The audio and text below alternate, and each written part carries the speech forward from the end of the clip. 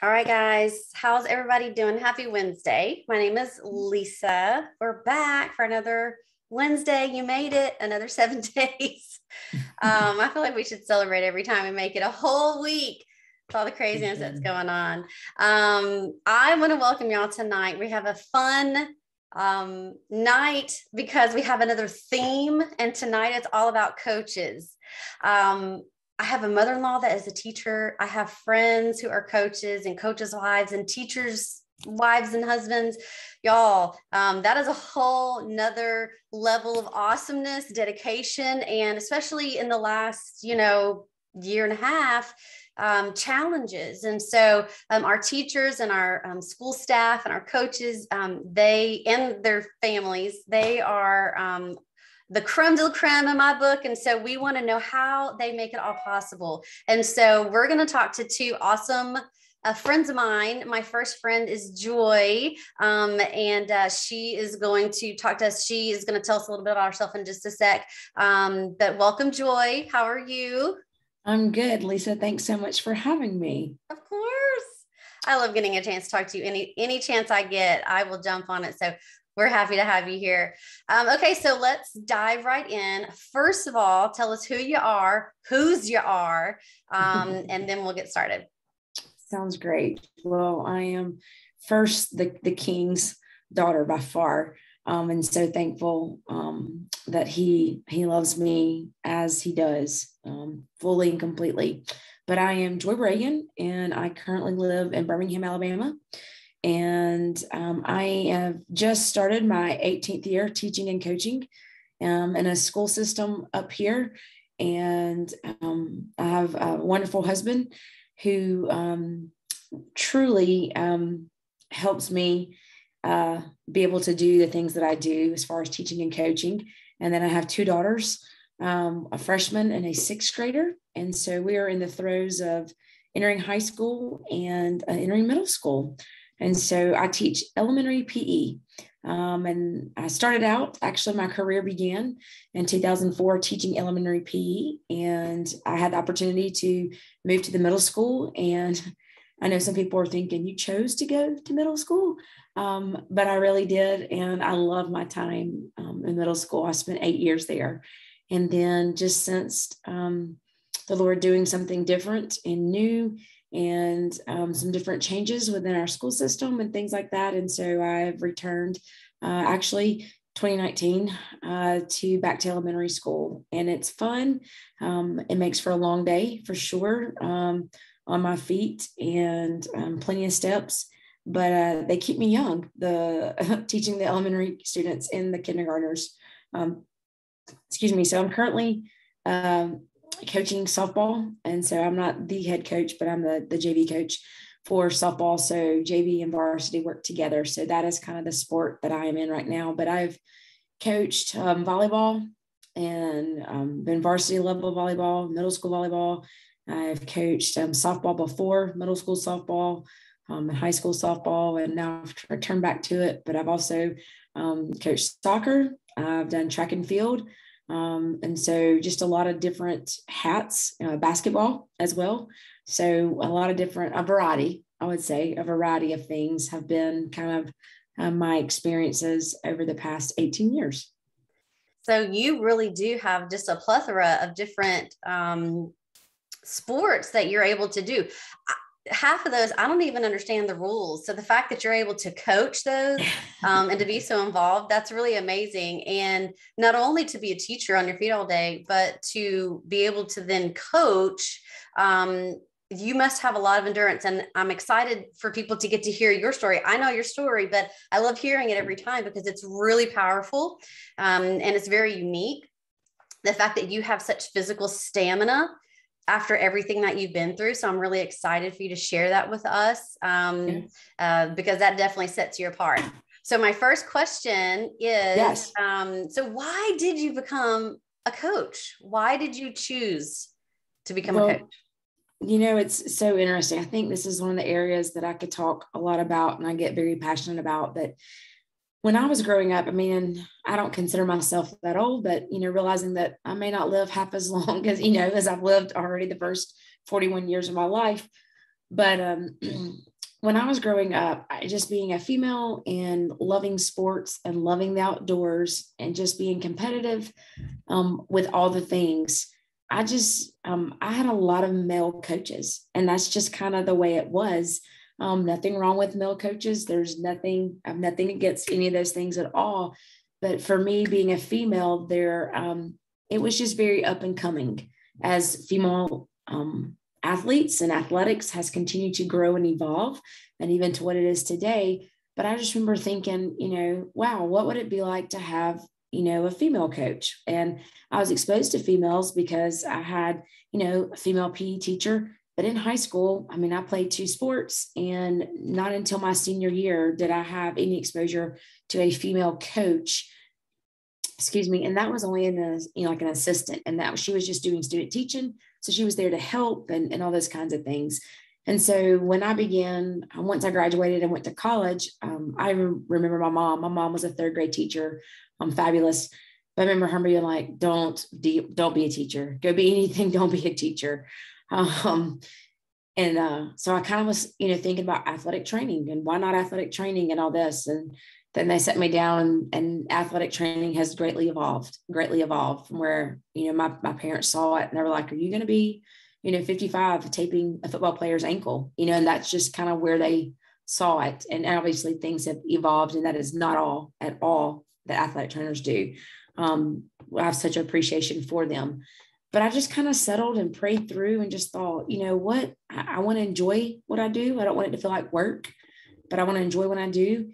And I really felt like the Lord was calling me to be a teacher, but to be a PE teacher, a physical education teacher. And so I tell people, this conversation has come up a lot here recently, but I tell people, I make the same amount as the math teacher or the reading teacher or the classroom teacher. I said, but what makes my job so unique is that I get to see every kid every day, 5 days a week for 187 days a year, and teach an elementary PE.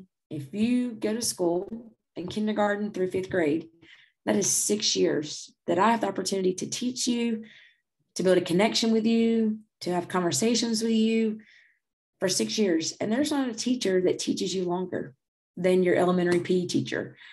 And I'm the only teacher, myself and my co-teacher, that sees every kid every day. Nobody else does. Every classroom teacher gets to see their group, and that group they are with for everything, right? But PE happens every day in Alabama. And so if you're at school 5 days a week, you're coming to me. And so I love it. So I get to see every kid every day. I love that you see this as an investment opportunity and not just, I got to see the same kids every day, 5 days a week for 6 years. So that really is a testament to your heart and to your passion, because, I know you're not doing this for the money. I know that you're doing this as an investment. I love your take on that, though. I really do. But I wouldn't expect anything less from you because I know your character. So, okay. So you chose to become a coach. You were a coach and a teacher for a while, pre-supplements. So yes. How has it helped your coaching? What differences have you seen pre-supplements and after supplements? Right. So it's so plantar fasciitis is a thing when you stand on your feet all day and when you teach and when you coach. And so, just today, if I check my watch, just today alone, and yes, I did go to the gym, but today alone, I've had 15,000 steps. Today alone, that's 6.88 miles. And I did probably 3 of those at the gym. So even today, just walking around, and today wasn't a coaching day, that was just a 7:30 to 2:45, 3:00 day. But those days and plantar fasciitis, I remember being very young, and literally I crawled in the door one night. And I think maybe my oldest daughter was an infant, but I remember getting out of my car, pulling in the garage and crawling into my house because my heels hurt so bad. Like I was crying. And I remember looking at my husband and I was just like, Trey, I don't know what I'm going to do. I cannot continue to stand on my feet. Like, I don't know if it's the shoes, and yes, those things play into it, but I was like, shoes, stretching, something. And he went, and we were just talking about this 2 nights ago. He literally went to Academy and bought me New Balance shoes because we quickly researched, what are the best shoes for standing all day. And our floor was like rubber. And so he came back home, like, I didn't even try the shoes on, and he came back home with his tennis shoes. And those are the tennis shoes that I got up and put on the next morning to try to take, and wear to try to just endure, because just the pain. And then Coca-Cola, like caffeine throughout the day, you would have it at lunch.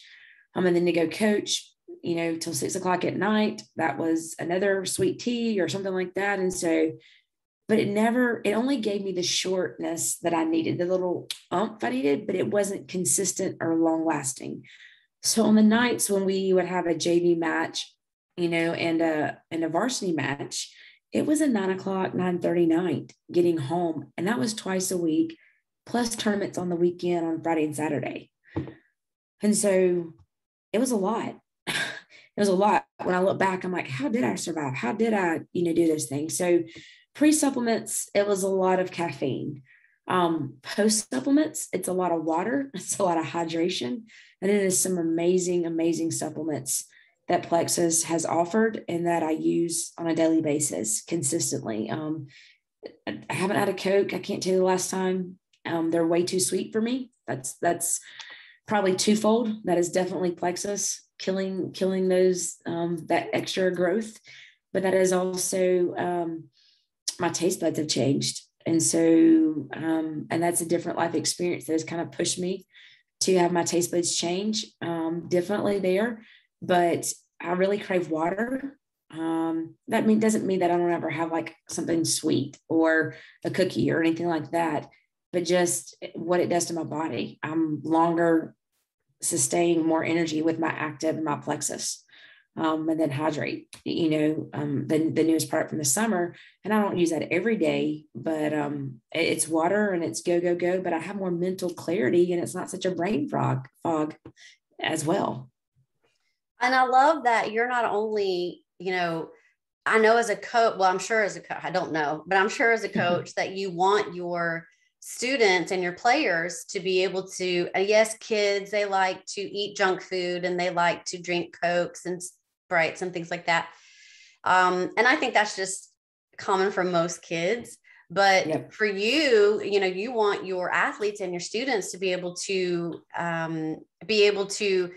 withstand a game or withstand PE or, whatever it is, and not be dragging, you want them to be at their peak performance, especially your athletes. I have a 17-year-old who definitely takes his physical game to another level that I never attempted when I was his age. But he really focuses on, peak performance. And so like maxing out, with weights and things like that. So all that to say, and he's on all the Plexus things too, but all that to say, you're able to not only tell your students and your athletes, hey, I want you to do better. I want you to, because how you eat and or how you don't eat and drink at home and at school, it shows up on the field. So not only are you able to tell them what you wish for them, you're able to show them, and be able to say, I'm living it because I'm making better choices for myself as well. So I love that.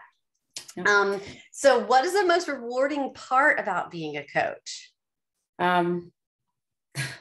There's so many things I feel like that are, rewarding. I think when just breaking that down, the opportunity you have to impact young lives, not selfishly, not out of selfish ambition or gain, but really to push kids to be the best version of themselves. And ultimately my heart's desire is that I would exhibit Christ-like character to them and be a picture of Christ to them, was my heart's desire. And I fail.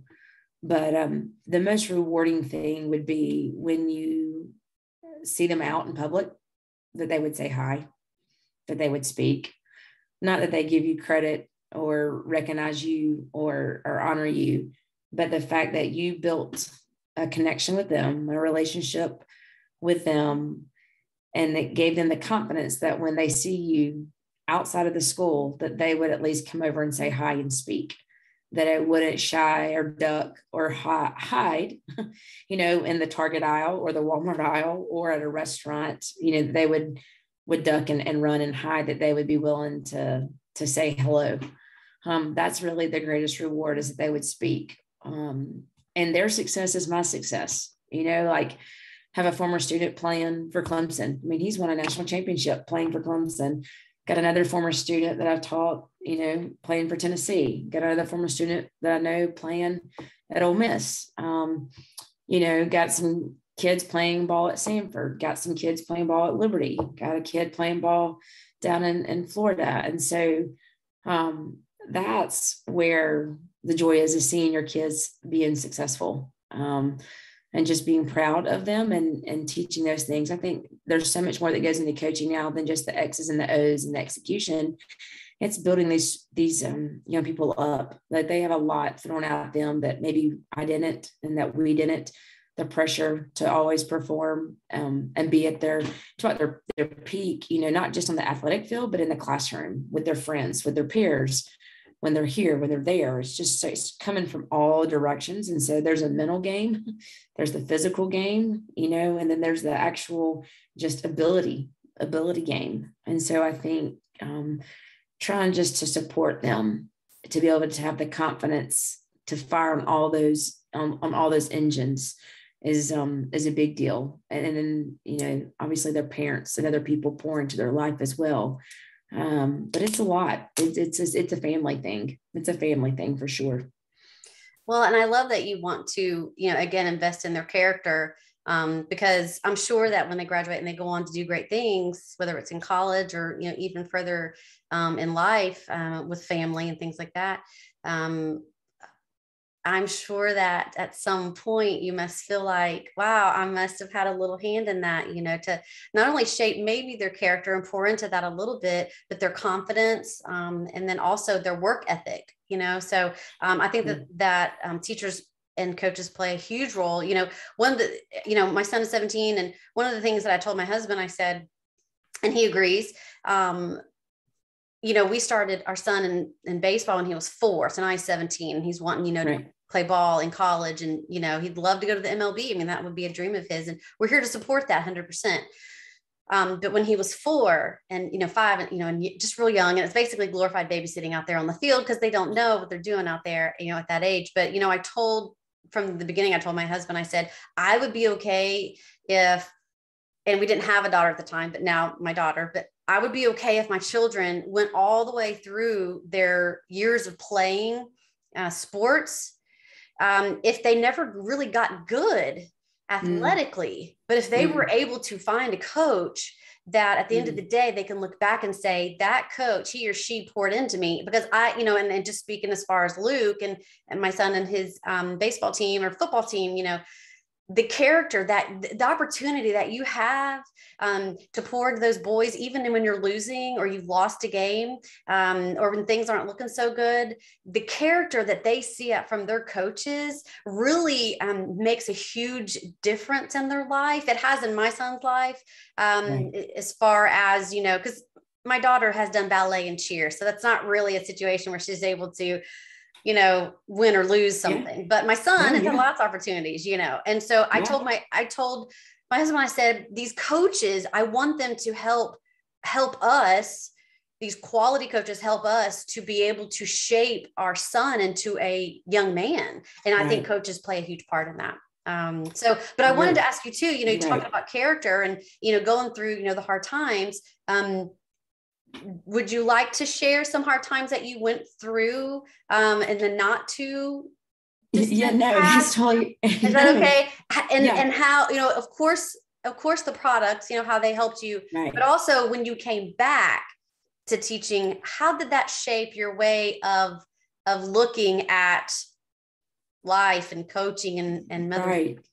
Right. So many times before that, like it's, everybody just bebops through life kind of deals with things as they come. But in 2015, and it was kind of ending 2015, 2016 beginning, but around Christmas, I just wasn't feeling my best self, just medically speaking and things like that. And was like, I kind of thought that maybe something might be going on, but pushed through. Just being a former athlete myself and coach, it wasn't consistent, didn't last long, kind of pushed through. So fast forward, get through January, wrap up basketball season, starting softball season, rocking and rolling. And then March of 2016, I just had really excruciating back pain, just really, really bad back pain. And I remember having to go to the doctor, and went to the doctor and had an MRI, and basically, hey, you do have some bulging disc. And I'm like, well, not surprised. I really used to lift weights pretty heavily back when I was in college because of because of playing softball, and continued on and things like that. And then they said, well, you have a large, cyst. And so fast forward, I get that checked out. Okay, I'm going to have surgery for that. And in fact, like that Friday night, maybe, or Saturday, I'm pretty sure it was, there was a Plexus event in town over at another school here in Birmingham. Some people were hosting, but Julia had come down as well, and was some people afterwards were going to hang out afterwards. And I had to get the next morning and go coach softball. And Julia said, look, what am I going to do if you die? Like, you've got to come hang out. And I wasn't dressed, I would say, for going and hanging out. I was literally dressed in coaching attire, and we're going somewhere to hang out. But, I was having surgery that following Tuesday. And so, and I knew that she meant it in a lighthearted, all those things. Totally knew that. But, it really did put things in perspective too. So I had surgery, and pretty extensive surgery. And about 10 days later, I got a report, that report that you never want to hear. But I was diagnosed with ovarian cancer in April of 2016. And it really scared me. It scared me. It scared my family, scared friends. That's something that no one ever wants to really talk about. Is when that phone call comes, how are you going to respond, kind of deal. I mean, I was taking Plexus products. I believe in the products. I have a fellow ambassador as well, but I remember talking with her, and she just said, Joy, your body did what it needed to do, because I'm very fortunate. My cyst and my tumor was not exposed. There was a large cyst around that tumor. So the goodness and the kindness of the Lord to allow my body to do that. And then I do believe that these products, with taking the magnesium and the BioCleanse and the probiotic, that the science behind those things, that cancer does not grow in oxygenated blood cells. And these products do help oxygenate our blood cells. And that even though that cyst was growing, that tumor was still very small. But still, because of the name of it and the seriousness of it, I did have 6 rounds of chemo. It was definitely a supernatural thing and experience. But I walked and ran 3 miles every day, ran 3 miles every day from day one. Once my hysterectomy I was out of that area. But from chemo day one, I still have a picture of after chemo walking.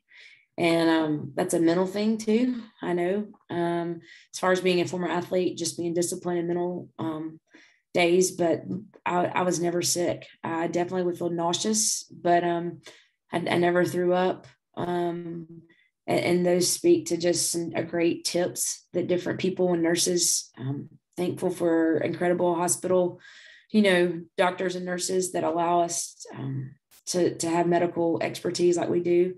But I continue to take the probiotic and the vitamin, the BioCleanse. Chemo can wreck your body. For anybody who's experienced that, or in your field that knows a lot of medical things, I had no problem going to the restroom. Either way, I was not. I mean, this is a lot of information, but didn't have diarrhea. But I was also not constipated. It was fine. It was normal. And then, yes, I lost all my hair. Yes, I did. But I'm so glad and thankful. Like, I have hair. It's been cut. It's different hair, but it's been cut. All those things. But just thankful for all the things that the Lord has done, but people, the Plexus community, the products are incredible, the encouragement along the way, the body of Christ, all those things. But I would say since then, I mean, that's been 6 years now, that, just wanting to use the best of the best and put clean stuff in my body, and to sustain energy and all those things to continue in that path of teaching and coaching, and everybody's got a story. Everybody's got a story. And so this is part of my story. I'm thankful that I'm still telling my story. But I'm also thankful how Plexus and the products have paralleled with my story to help me combat those things. I'm not saying it's not a magic pill. Those things change, all those things. But has it made a difference? 100%. Has it helped? 100%. And not just me, but even my family. Like my family, have sisters that use the products, all those things, friends. But it's more of a health and wellness, and health and wellness is not going away. So that's another reason why you would mention, you talked earlier about just being a good role model for your teachers. Absolutely. It matters what I tell my students, and if I'm walking that walk, if I'm not. It matters how I carry myself and what they see me putting in my body, versus what I could be putting in my body, and to have those conversations with them. And I get the whole gamut. I get the kindergartners to the fifth graders, and then I go and spend time with freshmen to seniors. So I'm just missing that middle school, but in one day I will, see kindergarten through fifth graders, and then I go straight to the high school. So lots of conversations about, what your body can process, what it needs to, all those things. So, but yeah, so very thankful, lots to be thankful for. I love that. Again, that you're able to walk that walk and not just talk the talk. So after you were able to push and fight through the cancer and the surgeries and the treatments and the healing, I remember your hair coming back. It came back fast, it seemed like to me, and thick and good. I remember I was so happy whenever I saw you for the first time after your surgery and everything and your chemo. And I was so happy to see that beautiful thick hair coming in. But now you're able to go, and again, tell your students and your athletes, look, I know adversity, sometimes these younger kids, they look at us as old folks, because I'm 3 years older than you. So I'm the old lady in the room, but they look at us and they're like, you don't know what we're talking about. You don't know what we're going through, but you can say, yes, I do. I know it's hard and you want to give up, but this is why you don't. And this is why you shouldn't. And let me tell you what helped me. So I love that you're able to give that to your students and your athletes. So last question to wrap this up. I could just chat with you all night. I just love you're so kind. Chatting with you. I've missed feeling you is so mutual. much. Feeling is mutual. Okay, so last question. What is the hardest part about being a coach? I know that you've talked a little bit, but what would be the hardest part about being a coach, and why do you endure the hard? Yeah. Well, some of the hardest parts are you miss some of your own kids' stuff. I would say that's a hard, very supportive, kids understand, but I just think last year my daughter hit her first over the fence home run, and I was standing on third base coaching, and I wasn't at her game, just the middle school game versus a high school game and where we're playing. And I remember standing on third base, and I remember some varsity players running to the fence. I'm sitting on third base, and they're saying, check your phone. And I'm like, why do I need to? I mean, I'm coaching. Why? No, there's no phones in the dugout. What are you talking about? They're like, check it right now. And so I checked my phone, and it's my husband. So thankful, but he hit the record button. She kind of been struggling, and so he would video her swing and video her batting, and I would analyze it and talk to her about it. But anyway, it was first offense home run. So I remember sitting on third base just crying. And everybody else didn't know, what I was crying about. My players and people didn't know. But it was just one of those breaking moments for me that I'm like, is it worth it? Like, I just really have to ask myself, is it worth it? Is it worth me missing my kid and all of those things, and just her excitement? And, my prayers that, and we openly talk about this with my kids, that they won't hold it against me, just that, can never say where you weren't there for me. Like, don't ever think that I was not there for you or didn't show up to support you, because it's like, none of this other stuff is worth it. Like, I value my kids. But I would say that was probably really hard. The hardest part is missing some of my own girls' stuff. And especially when they were younger. Trey, I mean, I have amazing husband, very supportive, but like pick them up and feed them dinner and put them to bed. And like, I may not see them. And that's really hard when they were young. But I would say just commitment, like it's a dying to yourself of the things that you would love to do, but maybe this is what you've been called to do. And I would say that one of the hardest things in coaching, especially sports where, you're having tryouts, with just looking at someone and saying, I know you brought your best, but your best isn't good enough for this team. And so that's really, really hard to look someone in the eye and say, thank you for coming. Thank you for what you've given, your time and your effort. But you've kind of reached your limit here. And that's hard. That's hard to look at a young adolescent person who is not, frontal lobe is not fully developed and is not, necessarily have all the reasoning and all the things that, but to look at someone and say, you're not enough. You're not good enough. Your skill set is not good enough for this particular sport. And so those are two of the hardest things, just afraid of missing out and what I have missed of my own children. And then, the sacrifice that you make of having to choose between what you would, maybe it's my own friends, or different things to be there. But then just looking at someone in the eye and saying that, you're done. And that's really hard. It's really hard.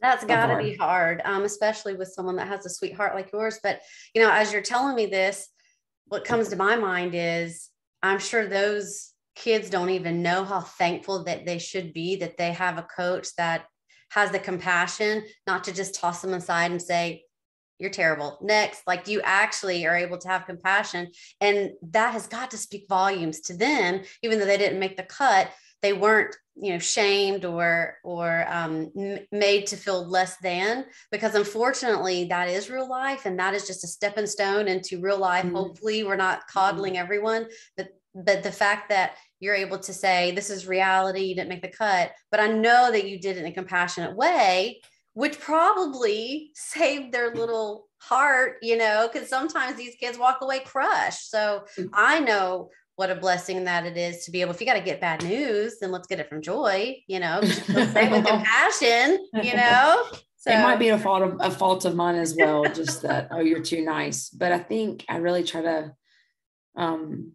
view it from the holistic child. And that's just part of being a teacher too, is like, hey, this is something, and it's not personal, and it's hard.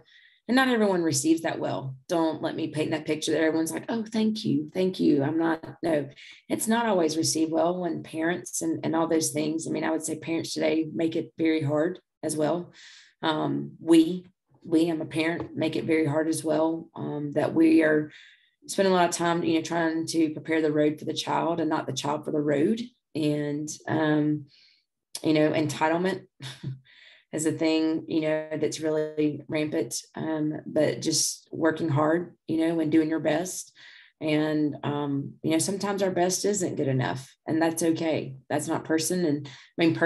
And then we learn in the failing, that when you fail is when you grow. If you've always succeeded and you don't know what failing's like, then you're not going to be prepared for life either. So failing is part of life, by far. And so I care deeply about everyone. Yes. And so I, to a fault, I'm too nice. I should be harder at moments, for sure. But I would say that in that, it's just being able to have a real conversation with people and deliver bad news, but try to be respectful in delivering bad news. So, well, you just need to just go and lecture and just travel and just lecture. And do conferences for coaches and teachers, because it sounds like you have the perfect mindset to be able to shape these little guys, their little brains and their little hearts. So well, thank you so much for chatting. Thanks for having me. Yeah, no, thanks so much for having me. I love hearing from you and your story any chance that I get. And I know that you've been a blessing to anybody that's watching. So thank you. And thanks to all of you for tuning in to another Wellness Wednesday. We do this every Wednesday night. If you caught this live on our Healthy Starts Here page, we will be back again next Wednesday, and we also record. So you're welcome to share this call with the people that you love and care about. So we'll see y'all again next Wednesday. Y'all have a good night. Thanks.